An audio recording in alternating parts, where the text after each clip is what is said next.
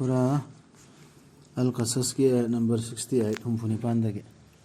أعوذ بالله من الشيطان الرجيم. بسم الله الرحمن الرحيم. وربك يخلق ما يشاء ويختار ما كان لهم الخيرة سبحان الله وتعالى عما يشركون. وربك يعلم ما تكن صدورهم وما يعلنون. وهو الله لا إله إلا هو له الحمد في الأولى والآخرة وله الحكم وإليه ترجعون. قل أرأيتم إن جعل الله عليكم الليل سرمدا إلى يوم القيامة من إله غير الله يأتيكم بضياء أفلا تسمعون. قل أرأيتم إن جعل الله عليكم النهار سرمدا إلى يوم القيامة من إله غير الله يأتيكم بليل تسكنون فيه أفلا تبصرون. Nangi rabna sembi bani mana sembi kening badu amasung khanbi bani rasul sing mana khaning badu makhoina natte madu khangada badu matik mangalni allagi wangkhrabani madi makhoina maga loina haliba sing adudagi Muhammad sallallahu alaihi wasallam da nokna hiba karem nakhiba mabu rasul oidna mai manakta adum bami to leiba ka haidna atop paigambar sing da suloina hai azam bana mabu allah gi messenger ne na kam mai thara immo farista sunat ta ba madi mi ne khoi to gumcha ba du da de hukum ne yakhluqu ma yasha wa yaqta allah ne sim ke allah ne sim ne man makhluq ne makhluqin ji man khaliq adna man khalla sim ne sim basu adu man kana wa hende kana khame ka dage su man khali man khali ne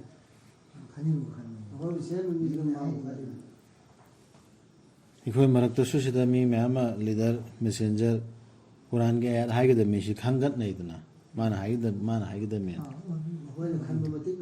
she मियो बने कोई न खंबे में थों नते high इब मी दो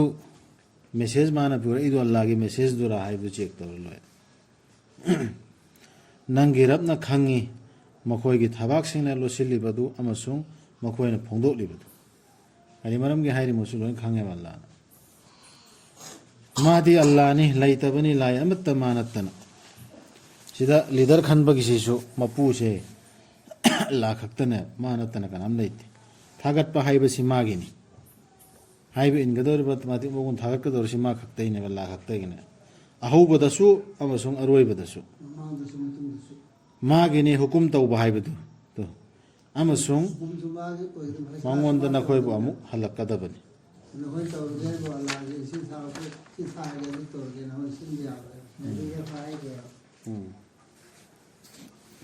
माना ने खनगदस हायो मोहम्मद सल्लल्लाहु अलैहि वसल्लम नखोय उदबरा अल्लाह ना ओहनबिरम लबदी नखोय गी नथक्ता अहिंगबु लोइबा नाइदना अदुम चथबा हिंगत हनबिगदब नुमित तुफा kana laina Allah nattana purakpa ngamlamgani nakhoida mangal adu oirabadi nakhoi tara roidra kauri badu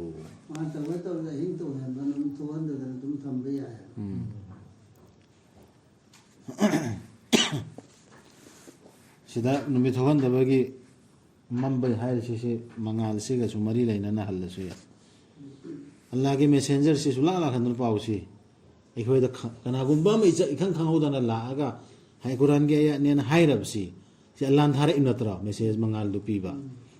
अदुगी दु सुबला ला खंद ने इकोई दुम मम द लेहन ग लेहल सुंगम में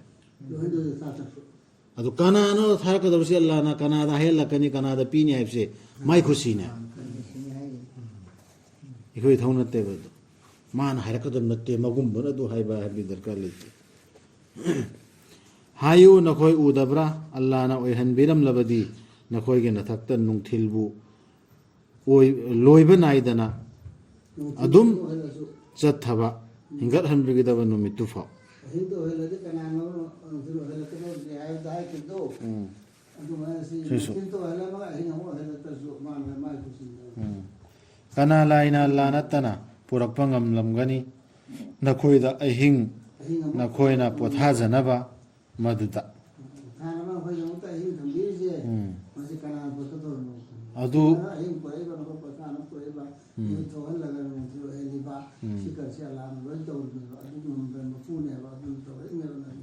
ꯅꯕꯤ ꯁꯦꯝꯃꯛꯏꯕ ꯑꯗꯨꯅ ꯑꯗꯨ ꯑꯣꯏꯔꯕꯗꯤ ꯅꯈꯣꯏ ꯎꯔꯔꯣꯏꯗ꯭ꯔꯥ ꯑꯆꯨꯝꯕꯗꯣ ꯈꯟꯊꯔꯣꯏꯗ꯭ꯔꯥ ꯈꯟꯊꯔꯣꯏꯗ꯭ꯔꯥ ꯃꯥꯒꯤ ꯃꯤꯅꯨꯡꯁꯤꯗꯒꯤ ꯃꯥꯅ ꯁꯦꯝꯕꯤꯈꯤꯕꯅꯤ ꯅꯈꯣꯏꯒꯤꯗꯃꯛ ꯑꯍꯤꯡ ꯑꯃꯁꯨꯡ ꯅꯨꯡꯊꯤꯜ ꯅꯈꯣꯏꯅ ꯄꯣꯊꯥꯖꯅꯕ ꯃꯗꯨꯗ ꯑꯃꯁꯨꯡ ꯊꯤꯖꯅꯕ ꯃꯥꯒꯤ ꯊꯧꯖꯥꯜ ꯑꯗꯨꯒ ꯅꯈꯣꯏꯅ ꯑꯣꯏꯖꯅꯕ ꯇꯧꯕꯤꯃꯜ ꯈꯪꯕꯁꯤꯡ ꯑꯗꯨꯗꯁꯨ ꯑꯜꯂꯥꯍꯒꯤ ꯇꯧꯕꯤꯃꯜ ꯈꯪꯕ ꯎꯠꯀꯗꯕ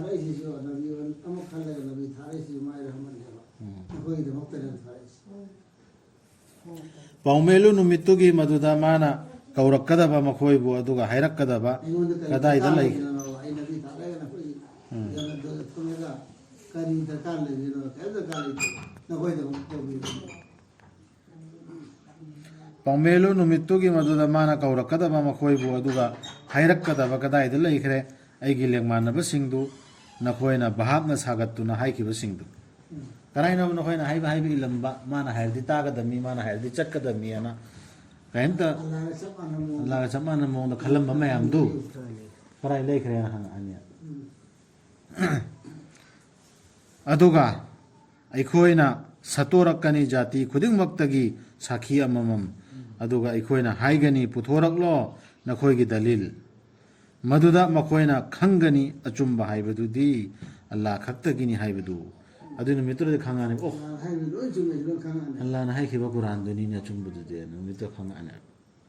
ꯑꯗꯨꯒ ꯃꯥꯡꯈꯤꯒꯅꯤ ꯃꯈꯣꯏꯗꯒꯤ ꯑꯗꯨꯒ ꯃꯥꯡꯈꯤꯒꯅꯤ ꯃꯈꯣꯏꯗꯒꯤ ꯃꯈꯣꯏꯅ ꯁꯦꯝꯖꯤꯟ ꯁꯥꯖꯤꯟꯗꯨꯅ ꯄꯨꯊꯣꯛꯈꯤꯕꯁꯤꯡꯗꯨ ꯂꯣꯏꯅ ꯃꯈꯣꯏꯒꯤ ꯃꯨꯔꯇꯤ ꯑꯣꯏꯔꯣ ꯐꯠꯋꯥ ꯑꯣꯏꯔꯣ ꯍꯔꯥꯝ ꯍꯂꯥꯜꯒꯤ ꯃꯀ꯭ꯔꯨ ꯇꯨꯀ꯭ꯔꯨꯒꯤ ꯑꯣꯏꯔꯣ ꯄꯨꯟꯅ ꯃꯥꯡꯈ꯭ꯔꯅꯤ ꯑꯣ ꯀꯨꯔꯥꯟꯗꯨꯅꯤꯅ ꯑꯆꯨꯝꯕꯗꯨꯗꯤ ꯍꯥꯟꯅ ꯍꯥꯏꯕꯤꯔꯤꯁꯤꯅꯤ ꯑꯩꯅ ꯅꯨꯃꯤꯠꯇꯨꯗ ꯈꯪꯉꯛꯑꯅꯤ ꯍꯥꯟꯅ ꯈꯪꯍꯜꯍꯧꯔꯤꯅꯤ ꯇꯁꯦꯡꯅꯃꯛ ꯀꯥꯔꯨꯟꯗꯨ ꯃꯨꯁꯥꯒꯤ ꯃꯤꯁꯤꯡꯗꯒꯤꯅꯤ ꯑꯗꯨꯕꯨ ꯃꯥꯅ ꯐꯟꯈꯤ ꯃꯈꯣꯏꯒꯤ ꯃꯊꯛꯇ ꯑꯩꯈꯣꯏꯅ ꯄꯤꯈꯤ ꯃꯉꯣꯟꯗ ꯂꯟ ꯊꯨꯝꯁꯤꯡ ꯃꯗꯨꯒꯤ ꯁꯣꯁꯤꯡꯗꯨꯇꯅ ꯄꯣꯠꯂꯨꯝ ꯑꯣꯏꯈꯤꯕꯅꯤ ꯀꯜꯂꯕ ꯃꯤ ꯈꯨꯠꯄꯨ ꯑꯃꯒꯤ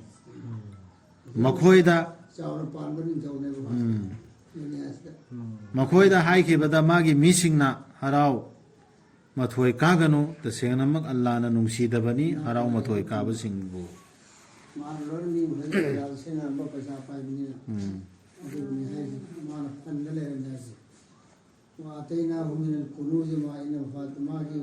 ꯀꯌꯥꯝꯇꯤ ꯑꯃ ꯆꯥꯎꯕꯒꯤꯅꯤ ꯍꯥꯏꯔꯗꯤ ꯃꯥꯒꯤ ꯂꯩꯔꯤꯕ ꯕꯤꯜꯗꯤꯡ ꯃꯌꯥꯝꯗꯨꯒꯤ ꯁꯣꯗꯨ ꯁꯅꯥ ꯂꯨꯄꯥ ꯊꯝꯐꯝ ꯑꯃꯒꯤ ꯁꯣꯗꯨ ꯁꯣ ꯃꯈꯩꯗꯨꯇꯅꯦ ꯎꯕꯗ ꯀꯥꯡꯕꯤ ꯒ꯭ꯔꯨꯞ ꯑꯃꯗ ꯒ꯭ꯔꯨꯞ ꯑꯃ ꯊꯥꯡꯒꯠꯂꯦ ꯁꯣꯗꯨꯇ ꯄꯨꯕ ꯑꯗꯨꯛꯀꯤ ꯃꯇꯤꯛ ꯆꯥꯎꯅ ꯂꯤꯡꯅ ꯄꯥꯜꯂꯝ ꯈꯥꯔꯣꯟꯁꯤꯒꯤ ꯃꯥꯒꯤ ꯃꯥꯜꯊꯜ ꯊꯝꯃꯤꯕ ꯁꯣꯖꯩꯗꯨꯗ ꯄꯨꯅꯕ ꯃꯤ ꯄꯥꯡꯍꯟꯕ ꯒ꯭ꯔꯨꯞ ꯑꯃ ꯌꯥꯝ ꯆꯥꯎꯅ ꯂꯩꯔꯝꯕ ꯌꯥꯝ ꯏꯅꯥꯛ ꯈꯨꯟꯕ ꯃꯤ ꯃꯥꯒꯤ ꯄꯔꯃꯥꯟ ꯀꯔꯤ ꯄꯥꯎꯇꯥꯛ ꯂꯧꯕ ꯌꯥꯕꯅꯤ ꯌꯦꯡꯁꯤꯁꯤꯗ ꯊꯤꯌꯨ ꯑꯜꯂꯥꯍꯅ ꯅꯪꯉꯣꯟꯗ ꯄꯤꯕꯤꯔꯤꯕꯗꯨꯅ ꯂꯟ ꯊꯨꯝꯗꯨꯅ ꯑꯈꯤꯔꯠꯀꯤ ꯌꯨꯝꯗꯨ ꯂꯟ ꯊꯨꯝꯁꯤ ꯀꯔꯤꯒꯤꯅꯣ ꯁꯤꯗ ꯍꯥꯏꯔꯤꯁꯤꯗꯤ ꯑꯈꯤꯔꯠꯀꯤ ꯌꯨꯝ ꯊꯤꯅꯕꯩ ꯇꯥꯟꯅꯕꯩꯅꯦ ꯑꯗꯨꯕꯨ ꯀꯥꯎꯊꯣꯛꯄ ꯇꯧꯒꯅꯨ ꯇꯥꯏꯕꯪꯁꯤꯒꯤ ꯅꯪꯒꯤ ꯁꯔꯨꯛꯇꯨꯁꯨ ꯑꯐꯕ ꯇꯧ ꯑꯇꯣꯞꯄꯗ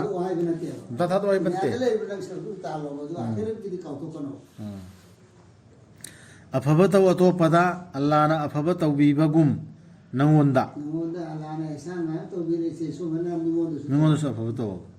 ꯑꯃꯣꯠꯄ ꯊꯤꯒꯅꯨ ꯄ꯭ꯔꯤꯊꯤꯕꯤ ꯊꯛꯇ ꯍꯥꯏꯗꯤ ꯐꯤꯇꯅꯥ ꯁꯟꯗꯣꯛꯄ ꯐꯤꯇꯅꯥ ꯋꯥꯀꯥꯏ ꯊꯤꯒꯅꯨ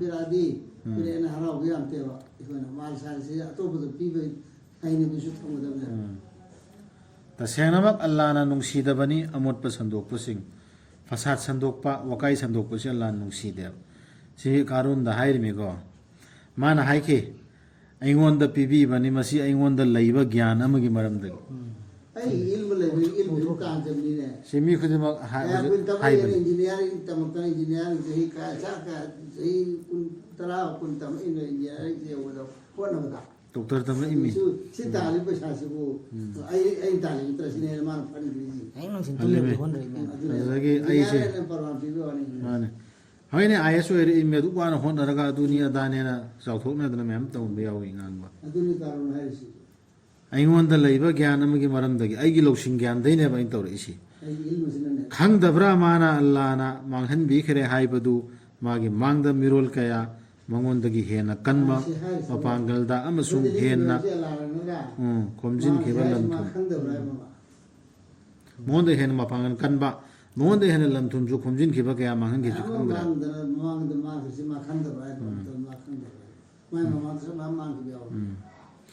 ꯃꯔꯥꯜ ꯂꯩꯕꯁꯤꯡꯗ ꯑꯃꯨꯛ ꯍꯪꯕ ꯇꯧꯔꯔꯣꯏ ꯃꯈꯣꯏꯒꯤ ꯃꯄꯥꯞꯁꯤꯡꯒꯤ ꯃꯇꯥꯡꯗ ꯍꯧꯖꯤꯛ ꯁꯦꯡꯅ ꯑꯜꯂꯥꯅ ꯍꯥꯏꯗꯣꯛꯑꯝꯃꯤꯅꯅꯦ ꯃꯔꯥꯜ ꯂꯩꯔꯒ ꯂꯥꯛꯑ ꯃꯤꯁꯤꯡꯗꯣ ꯍꯪꯉꯔꯣꯏ ꯊꯣꯔꯛꯈꯤ ꯃꯥꯅ ꯃꯥꯒꯤ ꯃꯤꯁꯤꯡꯗ ꯃꯁꯥ ꯂꯩꯇꯦꯡ ꯇꯧꯗꯨꯅ ꯇꯥꯏꯕꯪ ꯄꯨꯟꯁꯤꯕꯨ ꯄꯥꯝꯖꯕꯁꯤꯡꯅ ꯍꯥꯏꯅꯈꯤ ꯂꯩꯖꯔꯝꯂꯕꯗꯤꯀꯣ ꯑꯩꯈꯣꯏꯒꯤꯁꯨ ꯀꯥꯔꯨꯟꯗ ꯄꯤꯈꯤꯕ ꯑꯁꯨꯝꯕ ꯇꯁꯦꯡꯅꯃꯛ ꯃꯥꯒꯤꯗꯤ ꯑꯆꯧꯕ ꯃꯔꯥꯏꯕꯛꯅꯤ ꯎꯕ ꯃꯤꯁꯤꯡꯗꯨꯅ ꯍꯥꯏꯅꯔꯦ ꯏꯁ ꯃꯥꯏ ꯁꯨꯃꯥꯏꯅ ꯑꯩꯁꯨ ꯄꯥꯏꯔꯝꯃꯗꯤꯅ ꯍꯥꯏꯅꯗ꯭ꯔꯣ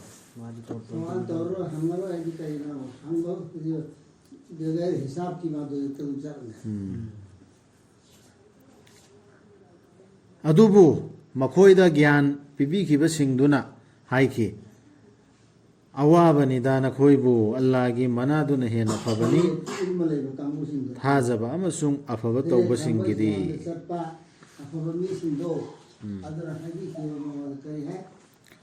ꯑꯋꯥꯕꯅꯤꯗ ꯅꯈꯣꯏꯕꯨ ꯑꯜꯂꯥꯒꯤ ꯃꯅꯥꯗꯨꯅ ꯍꯦꯟꯅ ꯐꯕꯅꯤ ꯊꯥꯖꯕ ꯑꯃꯁꯨꯡ ꯑꯐꯕ ꯇꯧꯕꯁꯤꯡꯒꯤꯗꯤ ꯑꯗꯨꯕꯨ ꯃꯁꯤꯗꯤ ꯄꯤꯗꯕꯅꯤ ꯈꯥꯡꯖꯕꯁꯤꯡꯗ ꯅꯠꯇꯅ ꯁꯕꯔ ꯇꯧꯕ ꯈꯥꯡꯖꯕꯁꯤꯡꯗ ꯅꯠꯇꯅ ꯄꯤꯗꯦꯕ ꯁꯤ ꯃꯅꯥꯁꯤ ꯊꯥꯖꯕ ꯑꯃꯁꯨꯡ ꯑꯐꯕ ꯇꯧꯕꯁꯤꯡꯒꯤꯗꯤ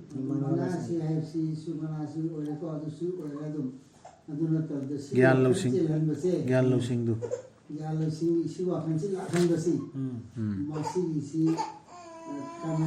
ꯂꯥꯡꯒꯅꯨ ꯂꯥꯡ ꯇꯨꯃꯤꯟ ꯂꯩꯌꯨ ꯑꯈꯥꯡ ꯀꯟꯕ ꯃꯤ ꯁꯕꯔ ꯌꯥꯝ ꯇꯧꯕ ꯃꯤꯗꯣ ꯑꯗꯨꯗ ꯁꯤ ꯋꯥꯈꯜꯁꯤ ꯂꯥꯛꯍꯜꯂꯦ ꯑꯗꯨꯅ ꯄ꯭ꯔꯤꯊꯤꯕꯤꯕꯨ ꯌꯣꯠꯁꯤꯜꯍꯟꯈꯤꯕꯅꯤ ꯑꯩꯈꯣꯏꯅ ꯃꯥ ꯑꯃꯁꯨꯡ ꯃꯥꯒꯤ ꯃꯌꯨꯝꯕꯨ ꯀꯥꯔꯨꯟꯒꯤ ꯃꯌꯨꯝꯗꯨ ꯂꯩꯈꯤꯗꯕꯅꯤ ꯂꯣꯏ ꯂꯩꯅꯨꯡꯗ ꯆꯪꯈ꯭ꯔꯦ ꯃꯥꯅ ꯄꯣꯡꯊꯣꯛ ꯆꯥꯎꯊꯣꯛꯎꯕꯗꯨ ꯂꯩꯈꯤꯗꯕꯅꯤ ꯃꯥꯒꯤꯅꯤ ꯍꯥꯏꯕ ꯈꯨꯠꯄꯨ ꯑꯃꯠꯇ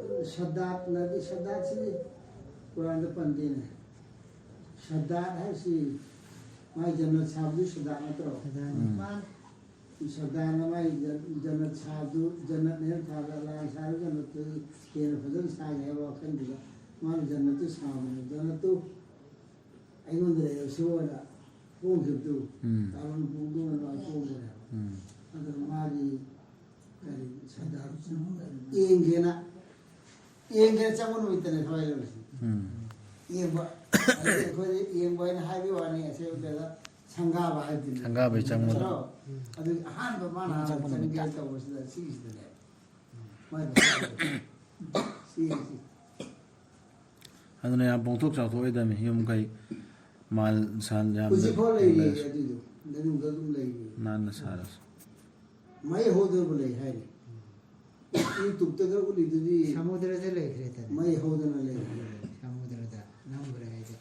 상대는 와리 समुद्र के खाते उई 뚝뚝 उत्पदे मफम दु उलिया बा कइनो हाय लमदु हाय पल्ली बोरी दिदा अदु हिस्ट्री परमुदुन रे इंतरो अदु की मफम दु जी मई होदन ले आल पर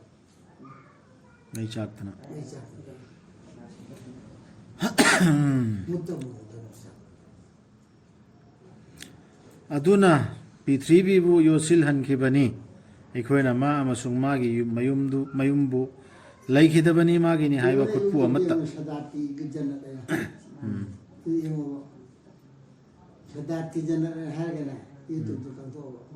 ꯁꯦꯟꯁ ꯇꯧ ꯂꯩꯈꯤꯗꯕꯅꯤ ꯃꯥꯒꯤꯅꯤ ꯍꯥꯏꯕ ꯈꯨꯠꯄꯨ ꯑꯃꯠꯇ ꯃꯥꯕꯨ ꯇꯦꯡꯕꯥꯡꯕꯤꯅꯕ ꯑꯜꯂꯥ ꯅꯠꯇꯅ ꯑꯣꯏꯈꯤꯗꯕꯅꯤ ꯃꯥ ꯃꯁꯥꯕꯨ ꯉꯥꯛꯊꯣꯛꯆꯕ ꯉꯝꯕꯁꯤꯡꯒꯤ ꯃꯅꯨꯡꯗꯁꯨ ꯑꯗꯨꯛ ꯆꯥꯎꯔꯕ ꯂꯤꯡꯉꯕ ꯃꯤꯁꯤꯡꯗꯨ ꯃꯁꯥ ꯀꯟꯕ ꯐꯥꯎ ꯉꯝꯈꯤꯗ꯭ꯔꯦ ꯑꯜꯂꯥꯍꯒꯤ ꯗꯁꯥ ꯑꯜꯂꯥꯍꯅ ꯄꯤꯕ ꯗꯁꯥꯗꯨ ꯂꯥꯛꯄꯀꯥꯟꯗ ꯃꯥꯅ ꯇꯀꯕꯨꯔ ꯇꯧꯔ ꯄꯣꯡꯊꯣꯛ ꯆꯥꯎꯊꯣꯛꯎꯕ ꯄꯩꯒꯝꯕꯔꯅ ꯍꯥꯏꯕ ꯌꯥꯗꯕꯗꯨ ꯑꯗꯨꯒ ꯃꯃꯥꯡꯒꯤ ꯅꯨꯃꯤꯠꯇ ꯃꯥꯒꯤ ꯃꯐꯝꯗꯨ ꯄꯥꯝꯖꯈꯤꯕꯁꯤꯡꯗꯨꯅ ꯍꯥꯏꯕ ꯍꯧꯔꯛꯈꯤ ꯃꯥꯒꯤ ꯃꯐꯝ ꯑꯗꯨ ꯃꯥꯒꯤ ꯐꯝꯗꯨ ꯃꯥꯒꯤ ꯐꯝ ꯃꯥꯒꯤ ꯀꯟꯗꯤꯁꯟꯗꯨ ꯃꯀꯥꯟ ꯑꯁꯤ ꯃꯐꯝ ꯍꯥꯏꯅ ꯍꯜꯂꯤꯅꯦꯕ ꯑꯗꯨ ꯃꯀꯥꯟꯁꯤ ꯀꯟꯗꯤꯁꯟꯗꯨꯕꯨꯅꯦ ꯃꯥꯒꯤ ꯄꯣꯁꯇꯨ ꯄꯣꯖꯤꯁꯟꯗꯨ ꯄꯣꯖꯤꯁꯟꯗꯨ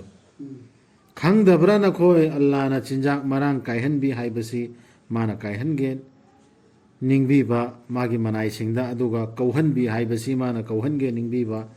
ꯅꯠꯂꯝꯗ꯭ꯔꯕꯗꯤ ꯑꯜꯂꯥꯅ ꯑꯩꯈꯣꯏꯕꯨ ꯆꯥꯟꯕꯤꯕ ꯃꯥꯅ ꯃꯁꯤꯕꯨ ꯄ꯭ꯔꯤꯊꯤꯕꯤꯕꯨ ꯌꯣꯠꯁꯤꯜꯍꯟꯕꯤꯔꯝꯕ ꯌꯥꯕꯅꯤ ꯑꯩꯈꯣꯏꯕꯨꯁꯨ ꯀꯩ ꯀꯅꯥꯅꯣꯗꯣ ꯍꯥꯏꯔꯛꯏꯗꯣ ꯑꯇꯣꯞꯄ ꯃꯤꯁꯤꯡ ꯎꯕ ꯃꯤꯁꯤꯡꯗ ꯃꯊꯛꯇ ꯍꯥꯏꯈꯤꯕꯗꯨꯗꯤ ꯃꯊꯛꯇ ꯍꯥꯏꯈ꯭ꯔꯦ ꯃꯤꯁꯤꯡ ꯍꯥꯟꯅ ꯇꯃꯟꯅꯥ ꯇꯧꯔꯝꯕ ꯑꯗꯨꯗ ꯑꯁꯥ ꯇꯧꯕ ꯑꯁꯨꯃꯥꯏꯅ ꯃꯥꯏ ꯂꯩ ꯃꯥꯅ ꯐꯥꯔꯁ ꯈꯔ ꯄꯥꯏꯔꯗꯤꯅ ꯍꯥꯏꯔꯝꯃꯤ ꯑꯅꯤꯗ ꯍꯥꯏꯅ ꯈꯜꯂꯝꯕ ꯃꯤꯁꯤꯡꯗꯣ ꯑꯗꯨꯅ ꯍꯥꯏꯔꯛꯏ ꯑꯗꯨꯏꯗꯨꯅ ꯀꯣꯟꯅ ꯃꯥꯁꯤ ꯃꯥꯡꯈ꯭ꯔ ꯃꯇꯨꯡꯗꯗꯤ ꯑꯣ ꯁꯤꯗꯤ ꯁꯣꯔꯝꯒꯅꯤ ꯍꯦ ꯃꯥꯅ ꯇꯧꯔꯤ ꯁꯨꯝ ꯇꯧꯔꯝꯕꯗ ꯑꯩꯈꯣꯏꯁꯨ ꯇꯥꯔꯝꯒꯅꯤꯅ ꯍꯥꯏꯔꯛꯑꯦ ꯃꯁꯤ ꯃꯥꯒ ꯂꯣꯏꯅ ꯑꯩꯈꯣꯏꯁꯨ ꯆꯪꯉꯝꯒꯗꯕꯅꯦ ꯂꯩꯅꯨꯡꯗ ꯃꯁꯤ ꯈꯪꯗꯕ꯭ꯔꯥ ꯅꯈꯣꯏ ꯃꯗꯨꯗꯤ ꯃꯪꯒꯜ ꯑꯣꯏꯗꯕꯅꯤ ꯍꯥꯏꯕꯁꯤ ꯊꯥꯖꯗꯕꯁꯤꯡꯗꯤ ꯏꯃꯥꯟ ꯄꯨꯔꯛꯇ ꯊꯥꯖꯗꯕ ꯏꯟꯀꯥꯔ ꯇꯧꯕꯁꯦ ꯃꯪꯒꯜ ꯑꯣꯏꯗꯦꯕ ꯃꯥꯅ ꯏꯟꯀꯥꯔ ꯇꯧꯔꯤꯁꯤ ꯃꯥꯜꯗꯨ ꯈꯔꯁ ꯇꯧ ꯍꯥꯏꯕꯒꯤ ꯌꯥꯗꯕꯅꯦꯕ ꯃꯌꯥꯝꯗ ꯑꯜꯂꯥꯅ ꯅꯉꯣꯟꯗ ꯄꯤꯔꯗꯨꯃꯥꯏꯅ ꯅꯪꯁꯨ ꯃꯌꯥꯝꯗ ꯑꯐꯕ ꯇꯧꯑꯅ ꯍꯥꯏꯕꯗꯨ ꯑꯗꯨ ꯌꯥꯗꯕ ꯃꯗꯨꯗꯤ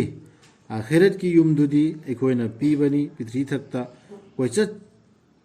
ꯊꯣꯏꯆꯠ ꯋꯥꯡꯆꯠꯅꯕ ꯑꯃꯗꯤ ꯑꯃꯣꯠꯄ ꯁꯟꯗꯣꯛꯄ ꯄꯥꯝꯖꯗꯕꯁꯤꯡꯗ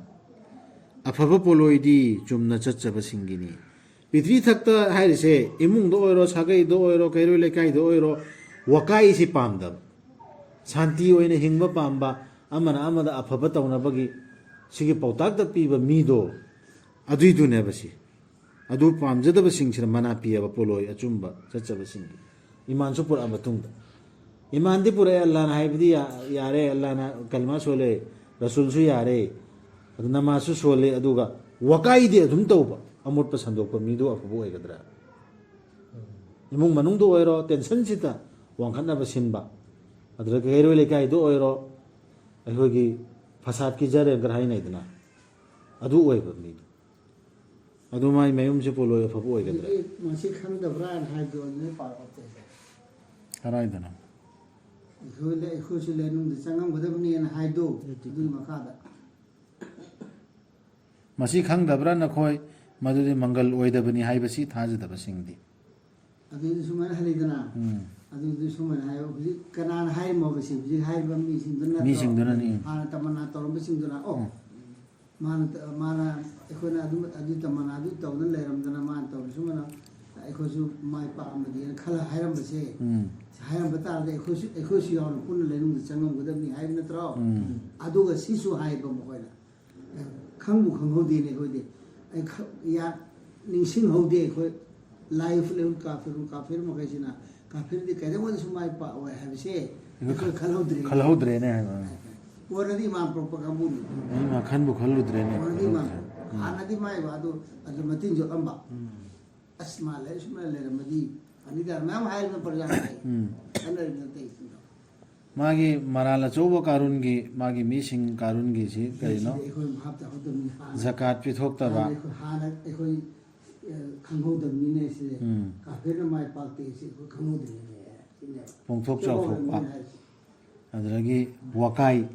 ꯑꯩꯅ ꯒ꯭ꯌꯥꯟ ꯂꯧꯁꯤꯡꯗꯩꯅꯤꯅꯦ ꯃꯥꯁꯨ ꯇꯧꯕ ꯌꯥꯗ꯭ꯔꯣ ꯍꯣꯠꯅꯕ ꯌꯥꯗ꯭ꯔꯣ ꯍꯥꯏꯅ ꯄꯣꯡꯊꯣꯛ ꯆꯥꯎꯊꯣꯛꯅ ꯂꯩꯔꯝꯕꯅꯦꯕ ꯀꯥꯔꯨꯟꯁꯤ ꯑꯗꯨꯒꯤ ꯁꯖꯥꯅꯦꯕ ꯑꯗꯨꯒꯤ ꯄꯥꯎꯈꯨꯝꯅꯦ ꯃꯈꯥꯗ ꯄꯤꯔꯤꯁꯤ ꯑꯜꯂꯥꯅ ꯃꯗꯨꯗꯤ ꯑꯥꯈꯤꯔꯠꯀꯤ ꯌꯨꯝꯗꯨꯗꯤ ꯑꯩꯈꯣꯏꯅ ꯄꯤꯕꯅꯤ ꯄ꯭ꯔꯤꯊꯤꯕꯤꯊꯛꯇ ꯊꯣꯏꯆꯠ ꯋꯥꯡꯆꯠꯅꯕ ꯑꯃꯗꯤ ꯑꯃꯣꯠꯄ ꯁꯟꯗꯣꯛꯄ ꯄꯥꯝꯖꯗꯕꯁꯤꯡꯗ ꯑꯥꯈꯤꯔꯠꯁꯤ ꯀꯅꯥꯒꯤꯗꯃꯛꯇꯅꯣ ꯍꯥꯏꯕꯗꯅ ꯀꯅꯥꯒꯤꯗꯃꯛꯇ ꯁꯦꯝꯃꯤꯅꯣ ꯍꯥꯏꯕꯗ आखिरकी यूम है नत्रो आखिरकी यूम सी जन्नत नत्रो जन्नसी कनाई दमक तो नो कोन सेम से लिल्लदीन ला युरीदुन उलुवन फुतानी तौदबा पंथोक चाथोक तो चातोक तबा फिल अर्द दुनिया दा इसकी जा दुनिया दा तो वाला फसादा दुगो फसाद तो तो काय तो मक्तने फसाद को है तो रबा फसाद का लोन न सीखरबा वकाय तो रबा सीखरब मीदो फसाले दी खांगे दना खांगे फसार वकाय नकाई वकाय तो बा हाय बमी सी जन्नत सुरे ले हाथीद्र से वकाय तो तोए ग माने मान तो अधिक कोन फबा ಅದು ನತ್ತನ ವಕಾಯ ತೋ ಪ್ರಮಾದೋ ಮಂಜಲ ತೋ ಅದು ತಕಬ್ಬುರ್ ತೋ ಮೀಸು ತಕಬ್ಬುರ್ಗಿ ಹಂಗಾಮರು ಅಮಗಿ ಮಾಲ್ ತಕಬ್ಬುರ್ ತೋ ಮೀಸಿ ಹದಿಸ್ ತೋ ಯಾವೆ ಅದು ಮಿದು ಜನ್ನತ ಚಲ onthok chau thok pudo ಪತಾನಿ ತೋ ಸೆ isa isa che pudo ख्वाइदै वांग तकबरचिन हक बात ते इनकार तौसी achum bada हेदी adu mi do takabbur tawre adum khana ಅದು da ನಿ ತಕಬ್ಬುರ ಸಿ adu ne तकबर achum bawa da ne ir patu inkar to ಅದು ನಿ ಮರುವನ ಅದು ನೆ ಬಾ adu idu ma ngamnam hot na तकबर महो हंदे चदरने bera ne लाने हायमी चुमोइदरो kana gumbara lak laba bichar gi numitta afaba thabak amaga mana phangani madudagi henna phaba aduga kana gumbana lak laba phattaba thabak amaga piroi sasti phattaba tawba singda makhoina tawkibudu khakki nattan ಸಿಜ ಅಲ್ಲಾಹಿ ರಹಮತೆ ಅಲ್ಲಾಹಿ ರಹಮತೆ. ಬದಿಯಂ ತೋ ಮತಂದ ಬದಿದುಗಿ ता सजा फंगने ಸಜಾ ತ ಫಂಗನೆ नेकी नेकी तो वा अफब थबक तो दी अफब से दोना है तरा Negara phangana. कम से कम तरा अरे ये हिज में हम यार भी कम से कम तरा नंबर तरा हक ने tasena mak wa Muhammad sallallahu alaihi wasallam Quran bu nangonda tangai phadaba oihan bikhiba Allah na pubirakani nangbu nangi nahan phamda hayo aigi rabna hena khangbani kanana lamjing da lakpage aduga kanana mayek senglaba langphaina bada lehobage haibada ये तो उसी हमको मकाल प्रकार amka makada lakhan gani haib मकाल पुरे ये तो है नंग ये तो दिन दिना दले इधर ना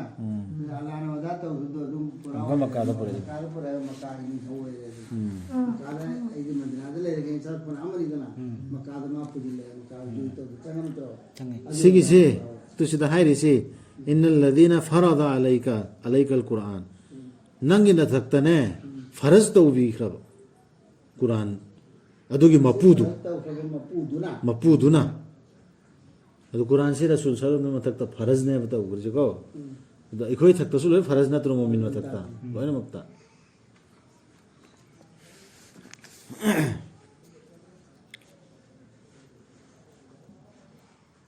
aigi rabna hena khangbani kanana lamjing da lakpage aduga kanana mayek senglaba langphaina bada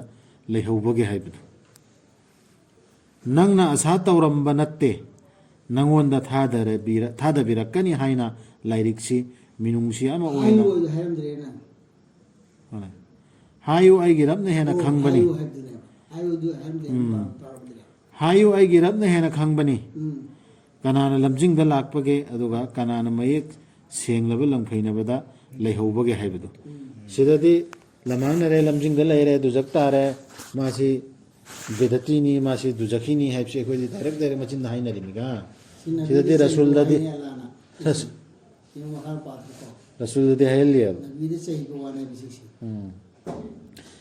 nangna asa tawramba natte nangonda thadabirakani haina lairiksi नंग नबी वरे नंग खामन kham bante ab सी आई गिर मन नत्र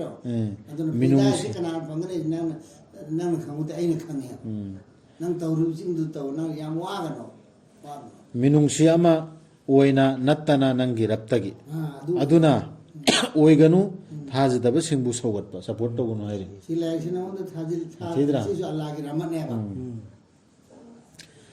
rasul si masa ju khangam de haire allah ki thaujal le allah na pi bani haire aduga rasul si hujik shirk bidat tawbagi ekhoina muslim kang kuni hangat khirsi rasul si asman jamin chemdr ngai dagi ohen gra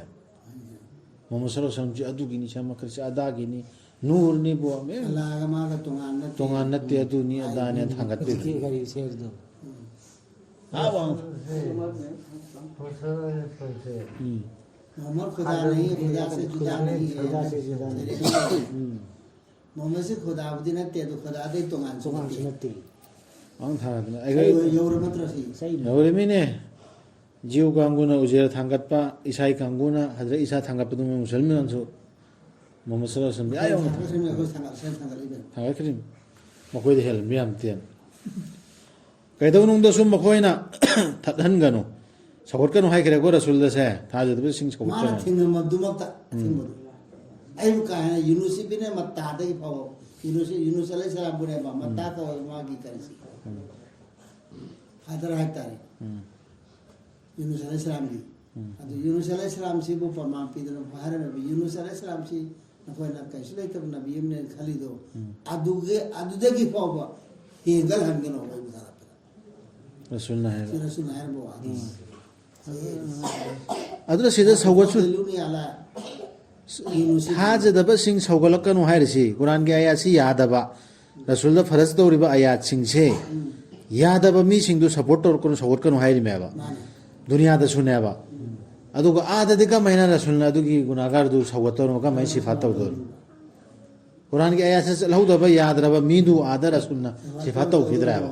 point to be noted. अदुनी कैदो नुंग दसु मखोइना थथन गनु नंगबु अल्लाह की आयत सिंग दगी तु